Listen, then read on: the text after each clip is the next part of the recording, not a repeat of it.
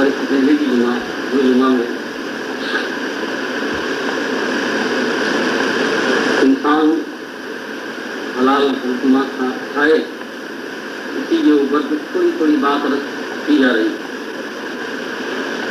یہ بات تو نہیں ہے کہ جمعہ مسلسل چل رہا ہے تو لمبی بات ہو رہی ہے، وقت ہی بہت کم رہتا ہے 15-20 منٹ کا، اس میں کچھ تھوڑی تھوڑی باتیں عرض کر دی گئی، اور اس وقت میں خیال یہی ہے اس سلسلے کے اندر کچھ اور چند باتیں عرض کر دی جائے گا، اس لیے کہ میرے دوستوں اور بزرگ، یہ سب سے پہلی بنیاد ہم لوگوں کو خوب کہیں آؤ نماز پڑھو، دین کے اوپر چلو، علماء نے بلائے لوگوں کو دین کی طرف آؤ، ماں باپ بھی اپنے اولاد کو نصیحت کرے جاؤ دین کی طرف، اور دین کی دعوت دینے والے بھی لوگوں کو دین کی طرف بلائے۔ لیکن تمہارے اور میرے آقا سرکار دو جہاں صلی اللہ علیہ وسلم نے یہ فیصلہ فرمایا کہ اس کے اول یعنی پہلی سیڑھی پہلی بنیاد پہلی وہ مسلمان کے پیٹ کے اندر حلال کا لقمہ جانا، ہمارا جب تک نہیں ہوگا تو اللہ کی اطاعت کا ذہن بنے گا نہیں، اللہ کی اطاعت کی طرف انسان کا دل کھینچے گا۔ اس لیے اور آپ حضرات ایسی بات نہیں ہے کہ آپ کو معلوم نہیں ہے، ماشاء اللہ خوب جانتے ہیں، آپ کے پاس علم ہے، پڑھتے ہیں سنتے ہیں، لوگ مسلمان جانتے ہیں یہ حلال کا لقمہ مسلمان کے لیے بہت ضروری ہے۔ قرآن پاک کا اور حدیث کا فیصلہ یہی ہے کہ یہاں اگر تم چھپ گئے اور اس کو اگر قصدن تم نے جو ہے چھوڑ دیا، یعنی حلال کا کھانا اس میں اگر اہتمام نہیں کیا تو آگے اللہ کے دین کی طرف تمہارا آنا مشکل، بہت مشکل۔ اللہ جل شانہ نے 1,24,000 کم و بیش انبیاء کرام علیہ السلام کو بنیادی حکم ان کی ذاتوں کے لیے سب سے پہلے یہ کیا، پھر کہا عمل کرو اور امت تک یہ بات پہنچاؤ۔ وہ کیا کہ اللہ کی اطاعت کرنا ہے جس کا نام اعمال صالحہ ہے، لیکن فرمایا اس میرے رسولوں، سب آدم علیہ السلام سے لے کر حضور اکرم صلی اللہ علیہ وسلم، میرے رسولوں اس کی بنیاد حلال کھانا۔ قرآن سے قرآن پاک کا 18واں پارہ سورہ مومنون، یہ سورہ مومنون شروع ہوتی ہے 18ویں پارے کی شروع سے، پارہ بھی یہاں سے شروع ہوتا ہے، سورج بھی یہاں سے شروع ہوتی ہے۔ آگے پاؤ پارے کے اوپر جا کر کے آیت فرمایا یا ایھا الرسل، اے تمام رسولوں، کلوا من الطیبات، پاکیزہ حلال چیزیں کھاؤ، واعملوا صالحا، اور اچھے عمل کرو۔ مفسرین کرام نے اس آیت میں بتایا ہے کہ یہ حلال کھانا اور اچھے عمل کرنا دونوں کو ساتھ رکھا ہے، اور پھر آیت کے اندر ترتیب میں پہلا حلال کھانا ہے، پھر ہے اچھے عمل کرنا۔ مفسرین کرام نے فرمایا دوسری حدیثوں کو اس کے ساتھ جوڑ کر فرمایا، اس کی مضبوط تفسیر اور مطلب یہی ہو گیا، بلکہ آیت کا ترجمہ یہ ہو گیا کہ پہلے اکل حلال یعنی حلال کھانا ہے، یہ جب ہوگا تو انسان کو نماز پڑھنے کی توفیق ہوگی، اللہ کی اطاعت کی توفیق ہوگی، اور حیادار بننے کی توفیق ہوگی۔ اسی لیے انسان کی جسم کا لباس اتر جاتا ہے، یعنی بے پردہ بن جاتا ہے، یعنی عام لوگوں کے سامنے بے حیا اور بے شرم بن جاتا ہے۔ سطر کا چھپانا جو فرض ہے وہ کیا چیز ہے، اس کو مرد عورت جانتے ہیں، یعنی جانتے تو ہے لیکن جاننے کے باوجود اس کے اوپر عمل کرنے کا انہیں شوق پیدا ہوتا ہی نہیں ہے، بلکہ ان کو جو شوق پیدا ہوتا ہے وہ ننگا ہونے کا۔ اس کو بھی قرآن پاک نے بتایا، یہ ننگا ہونے کا شوق کیوں ہو رہا ہے؟ کہ عام طور پر مسلمان گھرانوں میں بھی مرد کا تو سطر ناک سے لے کر گھٹنوں تک ہے، عورت کا سطر سر کا بال سے لے کر پاؤں تک ہے، بال کھلنا یہ بھی ہوا اس کا سطر کھل گیا، یہ اس کو سطر کے کھلنے کا شوق ہوگا، بند کرنے، حالانکہ فطری یہ ہے کہ انسان اپنے آپ کو بند کرنے کا شوق رکھتا ہے، لیکن یہ اس کو کھولنے کا شوق ہو گیا۔ یہ کیوں؟ اس کا بھی فیصلہ یہ ہے کہ جو حرام روزی اس کے پیٹ کے اندر پڑے گی اس کو ننگا ہونے کا شوق ہوگا پبلک کے سامنے، لوگوں کے سامنے۔ یوں ننگا ہونا مثلا ضرورت کے لحاظ سے غسل خانے میں جائے یا اور ضروریات جہاں کوئی نہیں ہے، بے پردگی کا سوال نہیں ہے، وہ نہیں، عام پبلک کے اندر جہاں اللہ پاک نے سطر کو چھپانے کا ضروری قرار دیا ہے، فرمایا یہ اپنا صدر کھولنے کا عورتوں کو بھی اور مردوں کو شوق ہوگا لوگوں کے سامنے کب؟ فرمایا کہ پیٹ کے اندر حرام کا لقمہ جب تک جاتا رہے گا. فرمایا قل من حرم زینۃ اللہ التی اخرج لعباده والطیبات من الرزق. پہلی آیت میں ہمارے صالحات حلال کھانا اور اچھا عمل، یہ آیت جو پڑھا ہوں سورہ اعراف کی 8ویں پارے، اس میں آپ دیکھیے سطر کو کھولنا اور حلال کھانا دونوں ساتھ، یعنی حرام کھانا اور سطر کا کھل جانا، ان دونوں کو اللہ نے جمع فرمایا. فرمایا آپ کہہ دیجیے من حرم، اس نے حرام کر دیا زینت اللہ، اللہ کی اس زینت کو جو اس نے اپنے بندوں کے لیے پیدا کیا. زینت سے مراد میری بات. والطیبات من الرزق، اور پاکیزہ روزی، حلال روزی. وہ حرام کھا رہا ہے تو شوق ہو رہا ہے اس درجے کو نہیں. اس لیے میرے بھائی دوست بڑا اہم مسئلہ ہے، بہت اہم مسئلہ. ابھی ان چیزوں کا تذکرہ میں آپ کے سامنے نہیں کر رہا ہوں، لیکن اس کا مطلب نہیں کہ آپ کو معلوم نہیں، آپ جانتے ہو اس سے بھی بہت آگے کچھ لکھا ہے. لیکن میں چاہتا ہوں کہ اتنا دھڑام سے وہ چیز آپ کے سامنے بیان نہ کر دوں. تین چیزوں کو کہتے ہوئے درمیان میں میرے عزیز دوستوں ایک بات عرض کر دوں جو پہلے بھی کہی تھی کہ شریعت جو اللہ پاک نے اتاری ہے، اللہ پاک کے جتنے احکام ہے یہ آسان ہے، مشکل نہیں ہے. جو اس کو مشکل کہے گا وہ قرآن پاک کی آیات کو جھٹلائے گا. اس لیے کہ خدا نے قدوس نے قرآن پاک میں فرما دیا ہے یہ دین تمہارے لیے آسان کر کے بھیجا ہے، اور ایک جگہ پر فرمایا کہ ایسا حکم میں نے کوئی دیا ہی نہیں جو تم سے ہو نہیں سکتا ہے، ورنہ میں آسان نہیں. اللہ پاک فرمایا لا یکلف اللہ نے کسی انسان کو تکلیف نہیں دی اطاعت کی الا وسعها، مگر اس کی طاقت کے مطابق. تو یہ حلال کھانا انسان کی طاقت میں اللہ تعالیٰ کے لسانوں کی دنیا بھری ہوئی ہے، لیکن اس کا جو ہے خیال کرے، ذرا اہتمام کرے، سوچے فکر کرے کہ نقصان کس طریقے سے ہو رہا. بھائی جو چیز اچھی لگتی ہے وہ ہر چیز تو کھانے کے لیے، تو یہی لائن سے بہت ساری چیزیں اچھی لگتی ہے، ڈاکٹر لوگ بنا کر دیتے ہیں کہ ہیلتھ کے یہ بڑی نقصان دہ ہے، ہم نہیں کھاتے.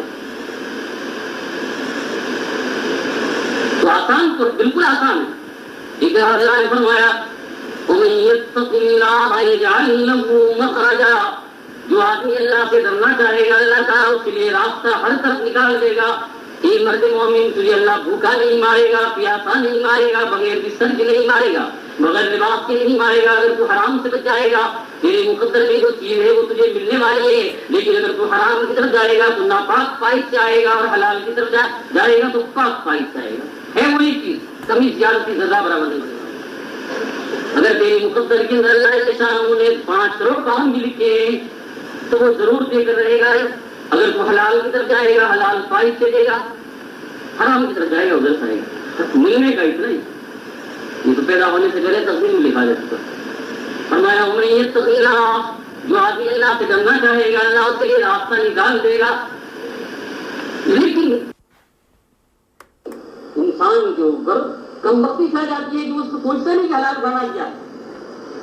سب سے پہلے اس کی دعوت ظلم ہو، ورنہ دین کو آئے گا پھر پھسل جائے گا، آئے گا پھر پھسل جائے گا. سوچتی سرکار دو عالم صلی اللہ علیہ وسلم ایک رات کو سونے کے لیے بستر پر تشریف لے گئے. نیند نہیں آئی، کروٹ بدل گئے، ایسا ادھر سے ادھر پوری رات کی نیند آئی. حضرت عائشہ صدیقہ رضی اللہ تعالی عنہا نے سوال کیا جو ہماری ماں، یا رسول اللہ صلی اللہ علیہ وسلم کیا ہوا کہ پوری رات آپ کروٹیں بدلتے رہے؟ اور یا عائشہ ہوا یہ کہ گھر کے اندر ایک جگہ پر ایک کھجور رکھی ہوئی تھی، وہ میں نے اٹھا کر کھا لی، لیکن رات کو مجھے شک صبح ہونے لگا کہ شاید وہ صدقے کی ہو کیونکہ صدقے کا مال آتا ہے. لیکن انہوں نے کہا تحقیق کے بعد معلوم وہ صدقہ نہیں تھا، وہ بالکل آپ صلی اللہ علیہ وسلم کے لیے تحفہ اور ہدیہ تھا. لیکن اتنی سے شک کے اوپر پوری رات نیند نہ آئی. اور صدیق اکبر رضی اللہ تعالیٰ عنہ کی بات سنی. ایک دن ان کا غلام ان کے لیے کچھ کھانے کو لایا. غلامی کا زمانہ تھا، جو کام کرتے تھے جو کچھ آتا تھا وہ اپنے والے کو دیتے، کھا لیا. کھانے کے بعد پھر پتا چلا غلام سے کہ کہاں سے لایا، تو کہا کہ ایک جگہ کے اوپر اسلام سے پہلے میں ایک بستی میں یعنی چند لوگوں میں جایا کرتا تھا، تو میں نے ان کو کچھ جنتر منتر پڑھ دیا تھا ویسے ہی اسلام کے خلاف. تو ان لوگوں نے اس کے بدلے میں جو کچھ دیا وہ ابھی مجھے دے دیا، اور وہ میں نے وہاں سے جو روٹی آئی تھی وہ آپ کو پیش تھوڑا سا کھایا. تو ادھر سے صدیق رضی اللہ تعالیٰ عنہ کے چہرے کا رنگ پیلا پڑ گیا. ہائے اللہ کیا ہو گیا, زندگی تباہ ہو رہی. انہوں نے ہاتھ ڈالا ایک کرنے کے لیے, لیکن کیا ہوتی نہیں. بہت پریشان, ادھر سے ادھر بالکل دل لگ رہا ہے. صحابہ کرام جمع ہوئے, تدبیر بتلائی کہ آپ خود پانی پیجیے, پھر پانی پیتے رہے اور نکالتے رہے, پانی پیتے رہے اور نکالتے رہے. آنکھیں اتنی بڑی بڑی ہو رہی ہے, لوگوں کو لگ رہا ہے شاید ہلاک ہو جائے گی, ہلاک ہو جائے گا. چھوڑ دو, کہا نہیں, اگر میری روح کے نکلنے کے ساتھ بھی اگر وہ لقمہ نکل جائے گا تو خدا پاک میں کامیاب ورنہ ناکامیاب. آخر کار انہوں نے وہ انگلی ڈال کر اور 5-6 رتن پانی پی کر کہہ کر کے وہ سب کو نکالا اور اپنے پیٹ کو بالکل صاف. حالانکہ اس میں ان کی گرفت نہیں ہوتی, اس لیے ان کو معلوم نہیں تھا. لیکن بڑے لوگوں کی بات بھی بڑی ہوتی ہے, ہم اتنا سارا نہ کر سکے تو اتنا تو کریں جتنا اللہ تعالیٰ نے کرا. بڑے دنیا کے اندر بھی بڑے لوگوں کی بات بڑی ہوتی, دنیا میں لائی, چھوٹے لوگوں کی آج بات چھوٹی. بڑا آدمی کا 1.5 ماٹریس 6 مہینہ ہو جائے اور ذرا میلا نکلا ہو جائے, سیکنڈ ہو گیا, سیکنڈ ہینڈ ہو گیا, اور وہ 500 پاؤنڈ کا ہے بازار میں 50 میں جا کر بیچتے ہوئے, اس لیے کہ یہ آدمی بہت عظیم الشان ہے, اس کے قابل نہیں ہے بیٹ.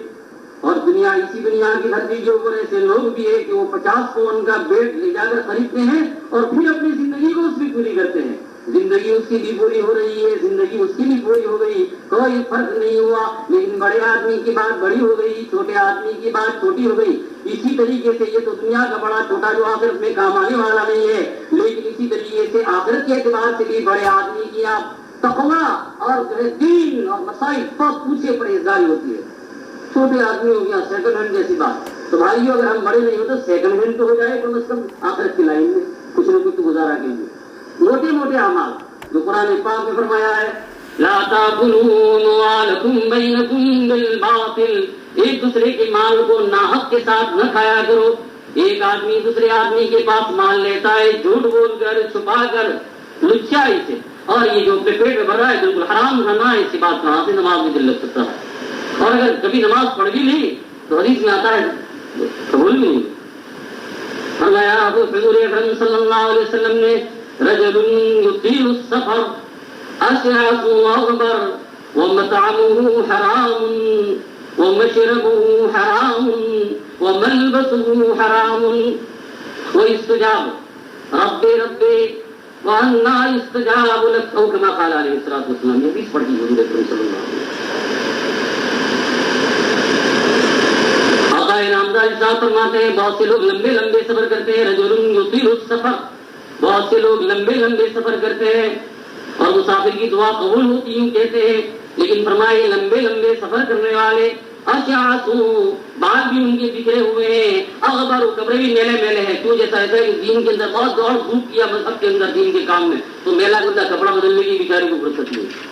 اشعث اغبر حضور اکرم صلی اللہ علیہ وسلم لکھا ہوا ہے. لیکن فرمایا یہ ساری دوڑ دھوپ کے بعد وہ مطعمہ حرام, اس کا کھانا بھی حرام ہے, وہ مشربہ حرام, اس کا پینا بھی حرام ہے, وہ ملبسہ حرام, اور اس کا لباس بھی حرام ہے. فَأَنَّىٰ يُسْتَجَابُ لَكَ رَبِّ رَبِّ, اور اے اللہ کر کے لمبے لمبے ہاتھ کر کے دعا کرتا ہے. فَأَنَّىٰ يُسْتَجَابُ لِذَلِكَ, اس کی دعا کہاں سے قبول ہوگی؟ سر کے اوپر ایک بالش بھی آگے نہیں جا رہی.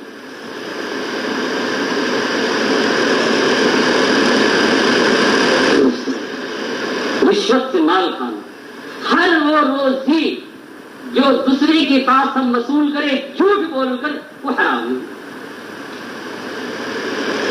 اس میں بہت ساری بات آ گئی. میرے عزیز دوستوں بزرگوں آپ کے سامنے رکھتا ہوں, سمجھ میں آ جائے اور آنا چاہیے, ورنہ زندگی اپنی اولاد کی تباہ ہو جائے گی. ہر وہ روزی جو جھوٹ بول کر کسی کی جیب سے, کسی کھاتے سے نکالی جا رہی ہے, حرام. اس سے جو کپڑا بنے گا حرام, کھانا بنے گا وہ حرام. سود کو 36 گناہوں سے زیادہ گناہ کا کام کہا. کہاں کہاں ہماری لائنوں کے اندر سود چل رہا ہے. ہم کہتے ہیں امام ابو حنیفہ مالدار تھے, عثمان غنی مالدار تھے, رہنے تو وہ مالدار تھے, لیکن ان کی مالداری کا پتہ ہے انہوں نے لاکھوں درہم اس لیے چھوڑ دیے کہ اس کے اندر ان کو تھوڑا سا شبہ ہو گیا. اور آج ہم لاکھوں کون جیب پہ اس لیے ڈال رہے ہیں, ہڑپ کر رہے ہیں کہ اس کے اندر صبح نہیں بہین معلوم ہے کہ حرام طریقے سے آیا. دین کہاں سے بنے گا؟ اور یہ مشکل نہیں ہے کرنا, وہ تو بہت آسان ہے, چلنے والے چلتے ہیں. ہاں یہ تو خالی دماغ، یہ تو جو ہے خیال برین کی بات ہے، یہ تو دماغ کی۔ ایک آدمی اپنے کو 5 پاؤنڈ ہوتے ہوئے سمجھے مجھے اللہ نے بہت کچھ دیا ہے، قسم خدا پاک کے مالدار ہو گیا، اور اس کے پاس لاکھوں ہے وہ سمجھے کچھ نہیں ہے، قسم خدا پاک کے غریب ہو گیا۔ غریب ہوا لیکن اس نے اپنے آپ کو غریب بنایا۔ کیا زیادہ کر کے بھی یہاں سے ہی کھائے گا، ایسا تو نہیں کہ پھر دودھ منہ لگ جائے گا، کدھر لگے گا، ایک ادھر لگاؤ ایک ادھر لگاؤ، ان منہ تو کوئی فٹ نہیں کرتا ہے، فٹ کرتا ہے کوئی فٹ نہیں کرتا۔ ضروری انٹرنی آپ بڑھنے کی نہیں ہے، اس میں زیادہ نہیں ہونے کا۔ کیا ہوگا؟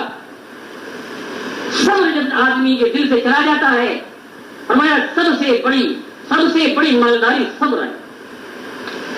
شادی کہتے ہیں کوفہ کی جامع مسجد کے اندر جمعہ کی نماز پڑھنے کے لیے جا رہا تھا، اتنا بڑا عالم فاضل جاہد متقی، اور پاؤں میں پہننے کو جوتا نہیں تھا، اور میں نے لوگوں کو دیکھا کہ بڑے بڑے سیٹ لوگ آ رہے ہیں جن کے پاؤں کے اندر اعلیٰ درجے کے جوتے ہیں، اور یہ خدا میرے پاس اتنا علم فضل ہے میرے پاؤں میں جوتے نہیں ہیں۔ فرمایا خیال آتے ہی میں نے ایک آدمی کو سامنے دیکھا کہ اس کے پاؤں ہی نہیں تھے، کسی طرح سے چلا میں ساری کہتے میں اسی وقت سیدھے بھی گر گیا جامع مسجد کے سامنے، راستے میں سیدھے بھی گر گیا اللہ کے سامنے کی جذبہ ہوا۔ اے خدا بندے قدوس کیا ہوا؟ تو نے مجھے جوتا نہیں دیا تو کیا ہوا؟ پاؤں تو دیا، اس کا تو پاؤں ہی نہیں ہے۔ یہ کہہ کر وہ کہتے ہیں آدمی کو چاہیے وہی حضور اکرم صلی اللہ علیہ وسلم کی حدیث کا مفہوم کہ دین کے بارے میں اپنے سے اونچے لوگوں پر نظر رکھے اور دنیا کے بارے میں اپنے سے نیچے لوگوں پر نظر رکھے۔ اگر تیرے پاس 1000 پاؤنڈ ہے تو اس آدمی کو دیکھ جس کے پاس 5 روپیہ نہیں ہے، اور دین کے بارے میں اگر تو 5 پڑھتا ہے تو ان لوگوں کی طرف نظر کر جو تہجد گزار بن گئے ہیں، جو حلال کھانے کے اندر ڈر ڈر کر چل رہے ہیں، ان کی طرف دیکھ اور آگے بڑھ۔ لیکن تمہارا میرا معاملہ الٹا ہو رہا ہے، دنیا کے اندر لوگوں کو آگے بڑھنے والے لوگوں کو دیکھ رہے ہیں، اس کا یہ ہے تو میں اس سے چڑھ جاؤں، میں کیوں نہ اس میں لگ جاؤں، میں کیوں نہ اس میں لگ جاؤں، حتیٰ یہ کہ اپنے دین کو تباہ و برباد کر دیتا ہے۔ اور دین کے بارے میں تھوڑی سی چیز پر قناعت کر لیتا ہے، وہاں نیچے کی طرف دیکھتا ہے، چلو میں 5 وقت کی نماز تو پڑھتا ہوں، بولانا تو 5 بھی نہیں پڑھتا ہے، ستیہ ناش ہو جائے تیرا۔ حضور اکرم صلی اللہ علیہ وسلم کی حدیث کے خلاف ہو گئے۔ یہ روزی یہ جو حرام گھڑی کی دھڑا دھڑ یوں لے رہے ہیں دوست اور بزرگوں، یہ صرف دماغی بات ہے، کر کے دیکھ لو، حلال لقمہ کھانا دیکھ لو، ایک مرتبہ یہ ہمت کر لو مجھے کھانا ہے، قسم خدا پاک کی اگر حرام کا 1000 تم چھوڑ دو گے، حق تعالیٰ جل شانہ اپنے فضل و کرم سے مہربانی کر کے کچھ دن کے بعد تھوڑی سی آزمائش کر کے 5000 دے گا، تو اس کا خزانہ کوئی کم تھوڑا ہے۔ یہ ساری دنیا کے خزانے جو ہے وہ تو اس کے خزانے میں ایسا ہے جیسے دریا کے اندر پانی کا ایک قطرہ، اللہ کا خزانہ بہت بڑا، تھوڑی سمجھ بات۔ اللہ تعالیٰ ہم سب کو توفیق عطا فرمائے۔